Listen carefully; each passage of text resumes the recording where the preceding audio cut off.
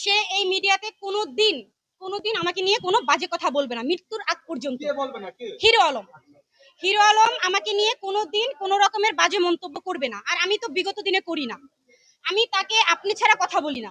আমি মিডিয়াতে এসে তার দুইটা কথা বললে আপনি বলি, আর সে কি করে মূর্খের মতো আমাকে নিয়ে যা তা বলে, যা তা বলে। আমি তার এক্স ওয়াইফ ছিলাম, তো এখন এক্স ওয়াইফকে নিয়ে কি সে বলতে পারে সে কলগাল, আমি দেহ ব্যবসা করি, এগুলো কথা কি সে বলতে পারে? তাহলে তুমি 4 বছর কিভাবে সংসার করলো আমার সাথে, তুমি যে আমাকে এত বাজে কথা বলো? সে বিজ্ঞ আদালতকে মুসলেখা দিয়েছে, সে কোনোদিন আমাকে নিয়ে কোনো বাজে কথা বলবে না।